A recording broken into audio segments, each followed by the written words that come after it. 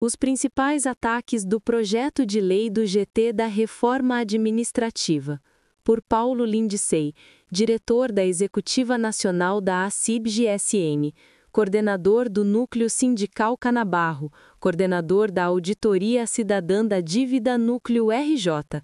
No documento da reforma administrativa, o coordenador do GT, o deputado federal Pedro Paulo, do PSD do Rio de Janeiro, tenta convencer com discursos na grande mídia que a chamada pseudo-reforma administrativa é fruto de uma ação democrática, com a participação de parlamentares de diferentes correntes políticas, especialistas e representantes de diversas entidades sindicais. Pura falácia do deputado do PSD do Rio de Janeiro. Não podemos esquecer desse nome e outros que estão a favor da demolição do Estado Social brasileiro. A realidade é que os parlamentares que não pertencem ao centrão ou à extrema-direita não tiveram acesso aos conteúdos das 3 propostas legislativas: projeto de lei, lei complementar e PEC. Além disso, as diversas audiências públicas serviram para cumprimento do regimento interno do GT da Câmara e capturar mentes e corações da população brasileira sob argumentos falaciosos da eficiência, redução de custo, redução da quantidade de servidores públicos, exterminar os supersalários e privilégios dos servidores públicos, etc. Apenas aqueles que buscam desmantelar o Estado Social brasileiro tiveram amplos espaços para se manifestar, enquanto os representantes dos servidores foram usados para atender o objetivo político dos donos do poder. O projeto de lei, no seu artigo 1º, estabelece normas gerais e diretrizes em âmbito nacional para 1. Planejamento dos concursos públicos e diagnóstico da força de trabalho. 2. Estruturação de carreiras. 3. Programa de gestão de desempenho. 4. Estágio probatório. 5. Cargos em comissão e funções de confiança. 6. Meio ambiente de trabalho na administração pública. 7. Contratação de agentes públicos temporários. A proposta do artigo 6º define o prazo de validade do concurso público. O órgão ou entidade pública manterá, no sítio eletrônico oficial do respectivo ente federativo, todas as informações sobre nomeações ou contratações de candidatos aprovados. Aqui não reside nenhuma novidade. É papel da administração pública publicizar e dar transparência nas informações. Já no parágrafo 1º do artigo 6º, começa a aparecer novidade. Os candidatos aprovados no concurso público. Item 1. Dentro do número de vagas previsto no edital, terão direito líquido e certo à nomeação para o cargo ou à contratação para o emprego público. Isso significa que, com a desobrigação do julgamento STF da ADI 2135, de admitir servidores e servidoras pelo regime estatutário da Lei 812 de 1990, poderão contratar servidores públicos pela CLT. O que é emprego público? É uma modalidade de trabalho para a administração pública que se distingue pela sua regência através da Consolidação das Leis do Trabalho, CLT, diferentemente dos cargos públicos estatutários. O empregado público presta serviços a entidades da administração indireta, como empresas públicas e fundações, e tem seus direitos e deveres definidos pela legislação trabalhista, não pela estabilidade conferida aos servidores estatutários. Item 2. Fora do número de vagas previsto no edital. Comporão cadastro reserva, possibilitando que o órgão ou entidade pública, conforme seu exclusivo juízo de conveniência e oportunidade, promova as nomeações ou contratações necessárias para compor seu quadro de pessoal. Não podemos nos esquecer que a Emenda Constitucional número 019 de 1998 alterou o artigo 39 da Constituição, retirando a competência dos estados, municípios, DF e União em instituir o regime jurídico único e carreiras, passando a instituir o Conselho de Política de Administração e Remuneração de Pessoal. As portas da precarização estão escancaradas. Artigo 10º. A definição das atribuições e dos requisitos de ingresso em cargo público criado ou objeto de racionalização observará as seguintes diretrizes. No parágrafo 1º, a proposta é que não deverão ser encaminhadas propostas de criação de cargos efetivos com atribuições. Item 1. Idênticas ou similares às de cargos já existentes. Item 2. De natureza temporária ou suscetíveis de obsolescência. Item 3. De baixa complexidade, compatíveis com funções auxiliares, terceirização ou soluções tecnológicas. No parágrafo 2º, os cargos com atribuições comuns a vários órgãos ou entidades deverão ser preferencialmente estruturados de modo transversal. A proposta do parágrafo 3º, a remuneração inicial de cada cargo não poderá superar 50% do último nível da carreira, devendo a evolução remuneratória observar progressão linear e proporcional. Parágrafo 4º. Ato do Poder Executivo de cada ente federativo poderá prever hipóteses de ingresso mediante concurso público em nível superior ao inicial do cargo, condicionado a critérios objetivos de titulação acadêmica e experiência profissional compatíveis com as atribuições do cargo, limitados a 5% do total de cargos providos. A proposta do artigo 15. Cada ente da federação instituirá, no período máximo de 10 anos a contar da publicação dessa lei, tabela remuneratória única, aplicável a todos os cargos, empregos e funções públicas. No parágrafo 1º, a lei de iniciativa de cada poder disporá sobre o enquadramento de seus respectivos cargos, empregos e funções nos níveis remuneratórios dispostos na tabela remuneratória única. Cada ente federado fará o seu enquadramento. Significa que poderão propor qualquer formulação de uma tabela única. No artigo 16. Fica instituído o Conselho de Política de Administração e Remuneração de Pessoal, COPAR, órgão colegiado de caráter consultivo, no âmbito da União, cuja composição e funcionamento serão definidos em ato-regulamento, observada em sua composição, ao menos, a presença de: Item 1. 3 membros do Poder Executivo, Ministério da Gestão e da Inovação em Serviços Públicos, MGI, ou o órgão correlato, que o presidirá. De um representante do Ministério da Fazenda, ou órgão correlato. De um representante do Ministério do Planejamento e Orçamento, ou órgão correlato. Item 2. 3 do Poder Legislativo. Um representante da Câmara dos Deputados.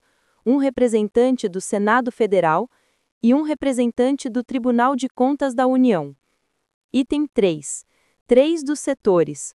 Um representante do Poder Judiciário da União, um representante do Ministério Público da União e um representante da Defensoria Pública da União. Essa alteração concretiza praticamente o fim do regime jurídico único aprovado na Emenda Constitucional 19 de 1998, para a maioria das carreiras dos serviços públicos. Extingue o RJU e as carreiras e cria o Conselho de Política de Administração e Remuneração de Pessoal. Lembra do julgamento da ADI 2135 pelo STF, que desobrigou os entes federados a admitir servidor a público pelo regime estatutário? Será o fim do regime jurídico único para a maioria das carreiras. Apenas um grupo seleto dos poderes legislativo, judiciário e executivo continuarão a ser concursadas pelo regime estatutário da Lei 8.112 de 1990.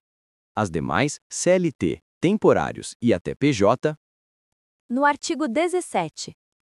Compete ao Conselho de Política de Administração e Remuneração de Pessoal, COPAR, item 1. Realizar estudos técnicos sobre a evolução remuneratória no setor público e privado. Item 2. Propor diretrizes para a fixação e a estrutura das tabelas remuneratórias. Item 3. Emitir parecer técnico sobre propostas de reestruturação de carreira que impliquem impacto orçamentário. Item 4. Sugerir, com base em critérios de sustentabilidade fiscal, inflação, mercado de trabalho e variação do Produto Interno Bruto, PIB, percentuais de reajuste para o Serviço Público Federal e para a Tabela Única Remuneratória Federal, quando instituída. Item 5. Emitir parecer técnico sobre propostas de alteração no quantitativo de cargos efetivos. Item 6. Outras competências definidas em ato do Poder Executivo. Esse conselho, se aprovado, será uma instância muito poderosa que terá o papel amplo de organização, propor e decidir quase tudo na gestão pública: evolução remuneratória, estrutura das tabelas de remunerações, percentuais de reajuste, quantitativo de cargos efetivos e outras competências. São eles que terão o papel negocial junto às representações sindicais. No artigo 18, é facultada aos Estados, ao Distrito Federal e aos municípios a instituição de conselhos análogos ao COPAR, para os quais poderão solicitar, se necessário, suporte técnico da União para sua estruturação e implementação. O Conselho COPAR será replicado nos demais entes federados, com o suporte técnico da União. Capítulo 4 do Programa de Gestão de Desempenho. No artigo 19, as administrações públicas, direta e indireta, de qualquer dos poderes e órgãos autônomos da União, dos Estados, do Distrito Federal e dos municípios, poderão instituir Programa de Gestão e Desempenho, PGB, cujas atividades, desempenhadas na modalidade presencial ou de teletrabalho, serão avaliadas em função da efetividade e da qualidade das entregas, com base nos indicadores definidos para cada órgão ou entidade e na diretriz de melhoria dos serviços públicos ofertados à população. No parágrafo 1º, além do disposto nesta lei, os programas serão disciplinados por ato normativo a ser editado por cada um dos poderes e órgãos autônomos, cuja edição é condição indispensável para a eficácia do programa. No parágrafo 2º, somente poderá ser instituído o programa para o exercício de atividades cujos resultados possam ser efetivamente mensuráveis e avaliados em relação aos instrumentos de governança e gestão de cada órgão ou entidade. No parágrafo 3º, as atividades submetidas ao PGD serão avaliadas em função da efetividade e da qualidade das entregas, com base nos indicadores definidos para cada órgão ou entidade e na diretriz de melhoria dos serviços públicos ofertados à população. Artigo 20. O PGD será instituído pelo órgão central de planejamento e gestão, ou órgão de competências correlatas, do respectivo poder ou órgão autônomo, cabendo a cada órgão ou entidade regulamentar questões específicas, de acordo com as diretrizes traçadas pela unidade instituidora. Parágrafo 1º. As autoridades máximas das unidades instituidoras deverão zelar pela observância das diretrizes do PGD e por garantir sua consonância com o planejamento estratégico para resultados do ente federado. Artigo 21. O PGD poderá ser instituído nas seguintes modalidades: Item 1, presencial. Ou, item 2, teletrabalho. Parágrafo 1º. O teletrabalho dependerá de acordo mútuo entre o agente público e a administração, registrado em termo de ciência e responsabilidade, e observará as seguintes regras. Item 1. A adoção do teletrabalho é condicionada à compatibilidade com as atividades a serem desenvolvidas pelo agente público e à ausência de prejuízo para a administração. Item 2. O agente público providenciará e custeará a estrutura necessária física e tecnológica para o adequado exercício das atribuições em regime de teletrabalho. Item 3. O agente público permanecerá disponível para contato no período definido pela chefia imediata e observado o horário de funcionamento do órgão ou da entidade por todos os meios de comunicação, configurando violação de dever funcional a indisponibilidade de contato documentada e recorrente. No parágrafo 2º, ao menos 80% da carga horária semanal deverá ser cumprida em regime presencial. Isso significa que dos 5 dias semanais, 4 serão obrigatoriamente o trabalho presencial. No parágrafo 3º, ato individualizado e fundamentado da autoridade máxima do órgão ou entidade poderá conceder, por tempo determinado, regime de teletrabalho integral ou em proporção superior à disposta no parágrafo 2º deste artigo.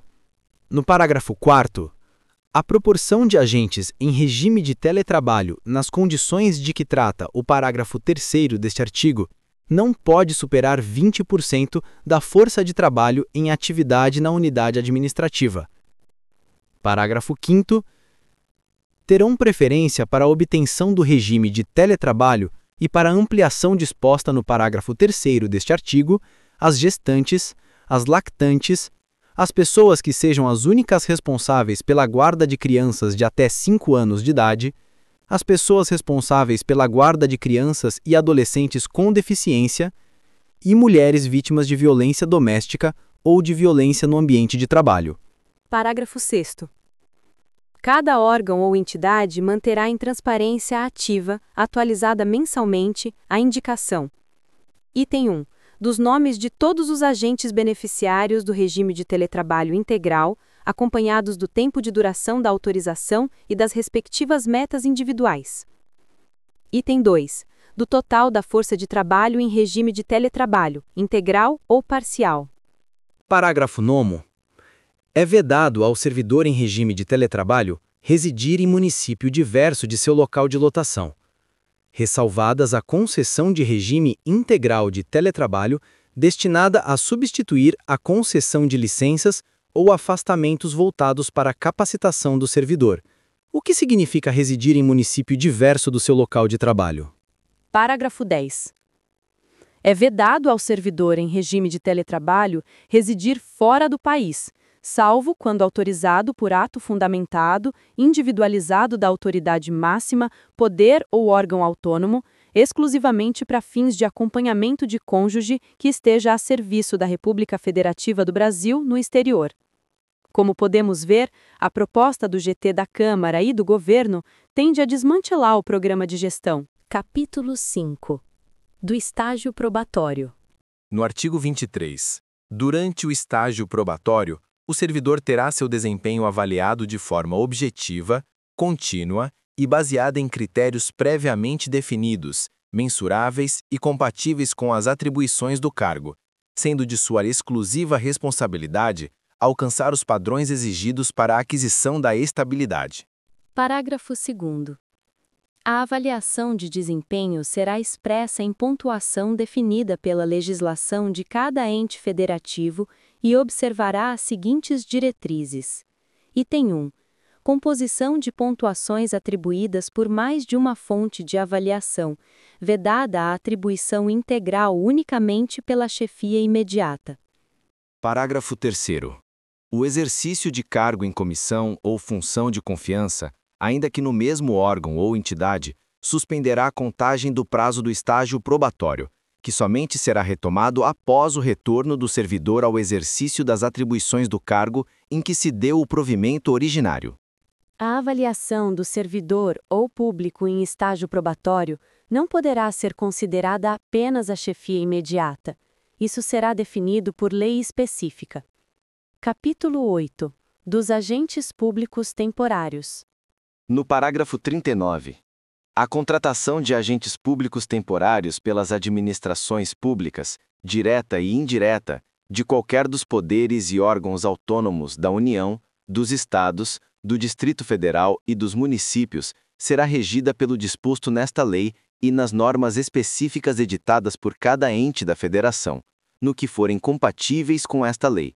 Uma lei nacional com regra única substituirá todo o arcabouço legal brasileiro em todas as esferas de governo, inclusive a Lei 8.745, de 1993, que rege o trabalho temporário na União. Parágrafo 1º. Consideram-se agentes públicos temporários as pessoas contratadas por tempo determinado para atendimento de necessidades temporárias de excepcional interesse público, nos termos do inciso 9 do artigo 37 da Constituição Federal. Parágrafo 2º. O disposto nesta lei não se aplica às empresas públicas e às sociedades de economia mista. A alteração proposta no artigo 40. Sem prejuízo dos casos previstos em leis específicas que atendam os requisitos do inciso 9 do artigo 37 da Constituição Federal, a contratação de agentes públicos temporários poderá ser realizada para atender a situações. Item 1. De emergência, urgência ou calamidade pública. Item 2. Em que se justifique a inviabilidade de preenchimento de cargo público efetivo, considerados o diagnóstico da força de trabalho e as circunstâncias atuais e futuras da atividade, como transitoriedade, rotatividade e mudança demográfica, devidamente justificadas em ato próprio, que motivem a futura revisão da necessidade de servidores efetivos e empregados públicos dos quadros permanentes. Parágrafo 1º. Na caracterização das situações a que se referem os incisos do caput deste artigo, serão levados em consideração estudos técnicos sobre diagnóstico, necessidade e disponibilidade de força de trabalho, sobre a evolução demográfica da população atendida pelos serviços públicos e sobre a eventual necessidade de criação e preenchimento de cargos públicos efetivos e empregados públicos dos quadros permanentes. Parágrafo 2º. Para fins do disposto no parágrafo 1º deste artigo, serão consideradas metas e percentuais para redução gradativa e posterior eliminação das contratações de agentes públicos temporários geradas por falhas administrativas. Parágrafo 3º. As metas de que trata o parágrafo 2º serão fixadas a partir de planejamento da política de pessoal em cada órgão ou entidade. Parágrafo 4º. A Fundação Instituto Brasileiro de Geografia e Estatística disponibilizará dados para os estudos referidos no parágrafo 1º deste artigo, incluindo os necessários para melhor adequação da força de trabalho nos entes da Federação. O trabalho temporário será uma regra única para todas as instâncias de governo. Não retiraram a expressão excepcional interesse público, mas passaram a considerar estudos técnicos sobre diagnóstico, necessidade e disponibilidade de força de trabalho, com dados do IBGE. Artigo 41, parágrafo 1º. O processo seletivo simplificado será regulado por lei ou decreto do Poder Executivo de cada esfera federativa e estará estruturado de modo a reduzir seu tempo de duração, simplificar a participação de interessados, aumentar as opções de candidatos e de perfis, racionalizar custos, assegurar o preenchimento tempestivo das vagas e a seleção de pessoas com as competências necessárias para o desempenho das atribuições. Artigo 43. Havendo candidatos aprovados dentro do número de vagas previstas em concurso público vigente, destinado ao provimento de cargo efetivo ou emprego público do quadro permanente, não será admitida a contratação de agentes públicos temporários com base nesta lei para o mesmo serviço ou função, salvo, exclusivamente, quando indispensável para suprir o afastamento comprovadamente temporário de servidor efetivo ou empregado público do quadro permanente. A proposta do artigo 44. Fica instituído o Banco Nacional de Contratações Temporárias, BNCT, que concentra as informações e documentos relacionados aos procedimentos de seleção e de contratação de agentes temporários de todos os entes da Federação. Proposta do artigo 45. A contratação dos agentes públicos temporários de que trata esta lei será efetivada mediante contratos administrativos individuais por tempo determinado. Parágrafo 3º. Os contratos observarão um prazo máximo disposto nas leis específicas, não podendo em nenhuma hipótese superar 5 anos, incluídas as eventuais prorrogações. Parágrafo 4º.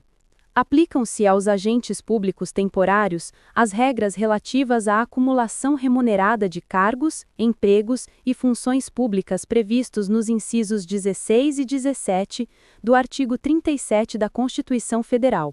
Proposta do artigo 46.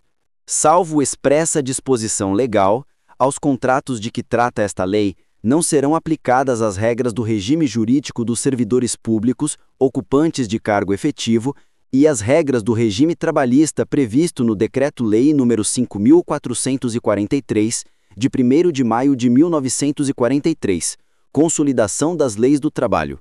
Proposta do parágrafo 1º.